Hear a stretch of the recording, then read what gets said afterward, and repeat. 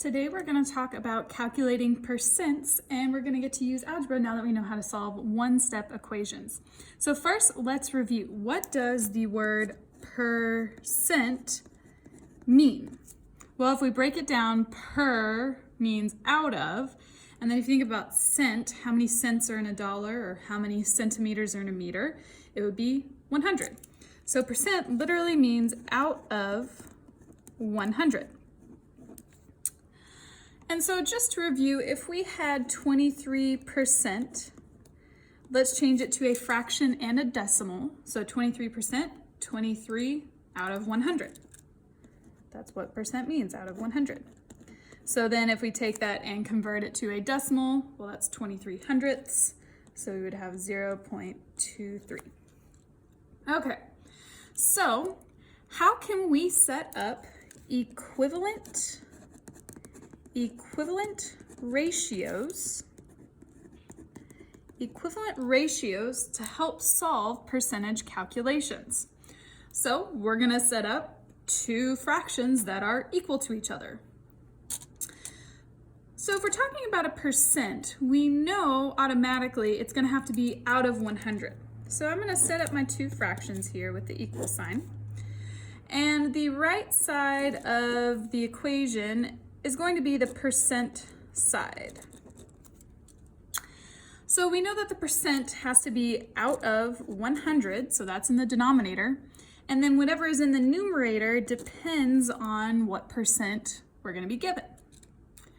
Well, then on the left side, we're going to set this up as part over whole.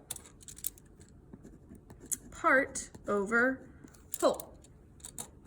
Typically, whenever we are working on these kinds of problems, the part, you will sometimes hear the word is with it, and then the whole, you will sometimes hear the word of, whenever you're trying to figure out which one is which. So let's go ahead and do some examples. So number one, what number is 12% of 50?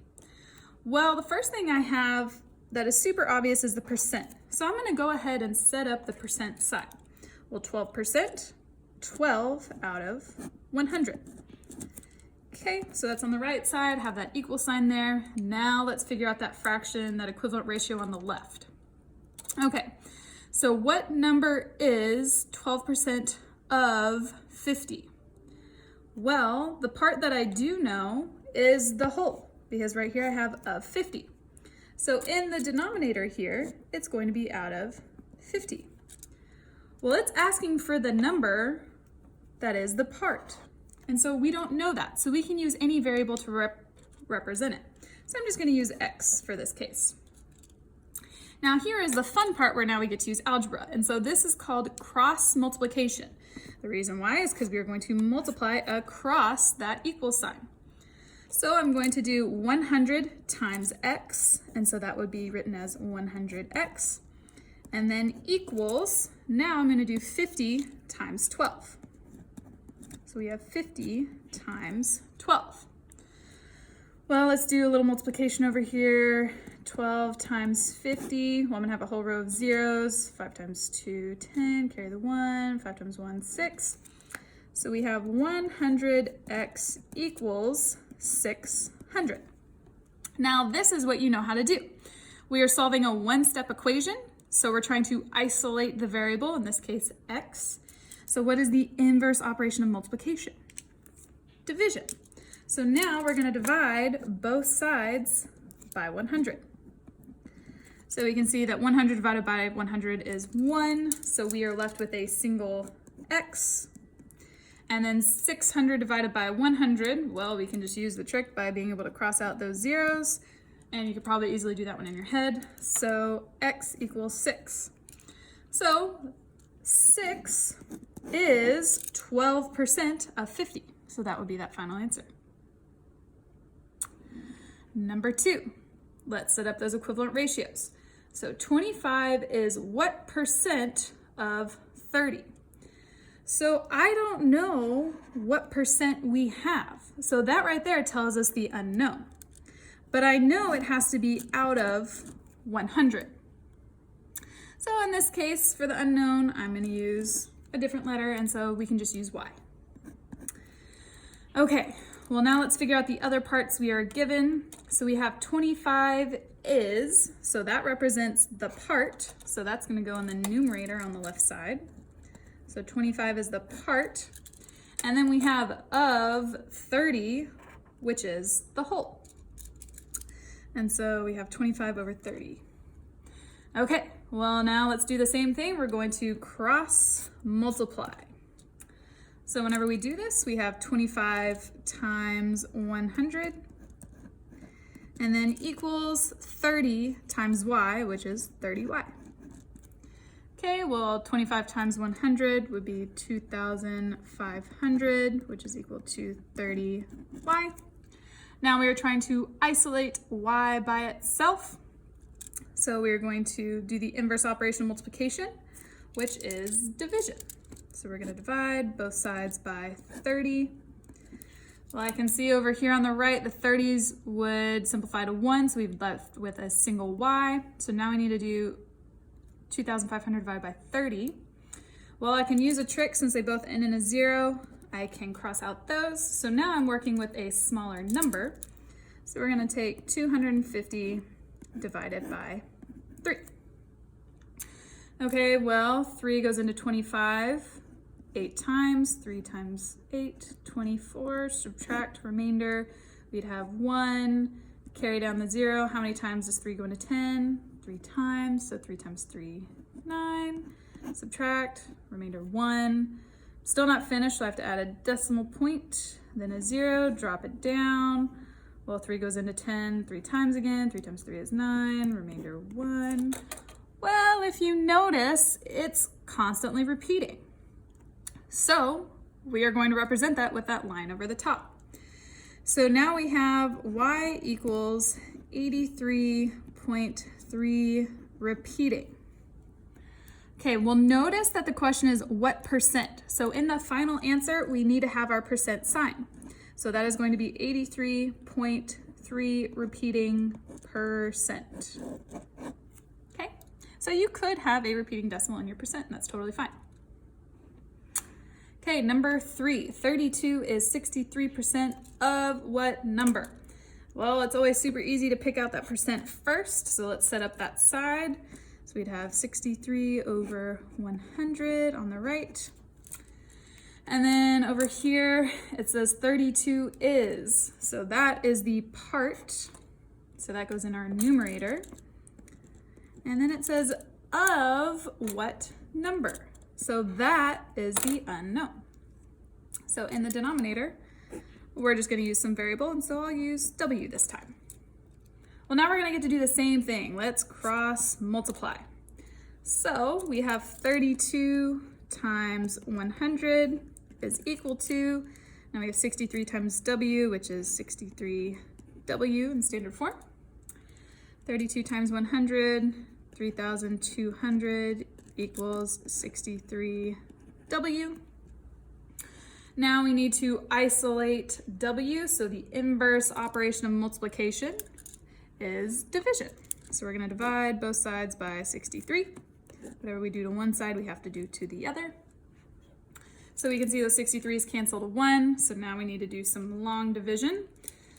So we're going to take 3,200, divide it by 63.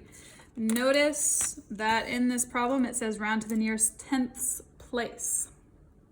Okay, so I'm going to estimate that 63, well, it can't go into 32, but I know it goes into 320. I'm going to estimate about 5 times, because 5 times 60 would be 300. So you have 5 times 3, which is 15, carry the 1, 5 times 6, 30, 31. So that's perfect. Subtract, we'd have a remainder of 5. Then carry down our 0. Well, 63 doesn't go into 50, so that means I have to put a 0 up here in the answer. And then we have to keep going. So we need to add our decimal point, then add another 0, drop it down. So 63 going into 500. Let's estimate about 7 times, multiply it out.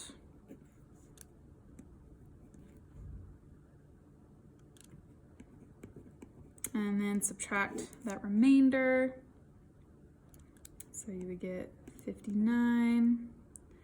And we need to keep going because we're running to the 10th place, so we need to know the next digit. So add another 0, drop it down. I'm going to estimate 63 can go into 590. Let's say 9 times. Multiply it out.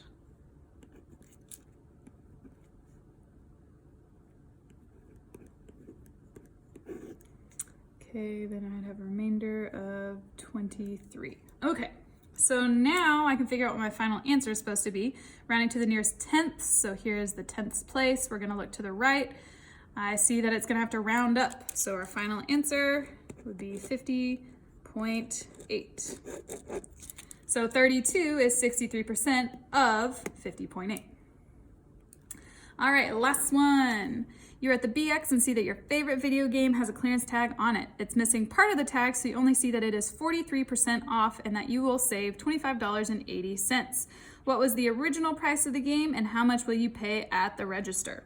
So first off, let's pick out the important part. Well, automatically, we can see that it was 43% off. So that tells us our percent, so we can set up the percent side. So we know it has to be 43 out of 100. Well, it says we're gonna save $25.80, and we wanna figure out the original price. So the original price would be the whole price. So that would be the missing part, so we know where the variable goes. And it's saying we save $25.80, so that's the part that we save.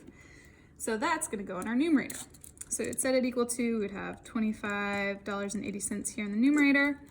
The denominator is our unknown because that's the whole price. And so I'm just going to use the variable x to represent that. Now we set them equal and we cross multiply like before.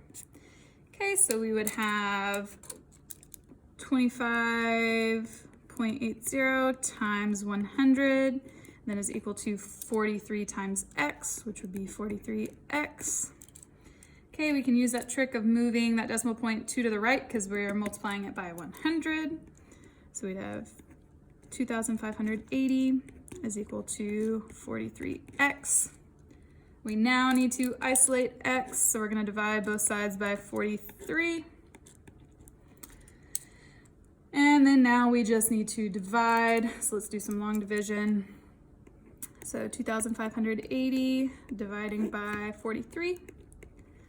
Okay, so it can go into 258, let's say about 6 times. So 6 times 3 is 18, carry the 1, 6 times 4, 24. Oh, it went in perfectly. So we have a remainder of 0, then we drop the 0. Well, 43 goes into 0 times, so we have to make sure we add a 0 in the answer. So the original price of the game was $60. So the original price was $60. Okay, well now the other thing is we need to figure out how much we're gonna pay at the register. So let's take the original price and how much we're saving, and what do we need to do? Subtract. So we need to line up decimal points, so that'd be 60.00, subtracting 25.80, 0 minus 0 is 0. Now we need to borrow, so this would be 5. It's gonna be a 10, gotta borrow from there, so 9, 10. 10 minus 8, 2. Keep the decimal point. 9 minus 5, 4. 5 minus 2, 3. So I will pay $34.20. And so there are the 2 answers to that real world problem.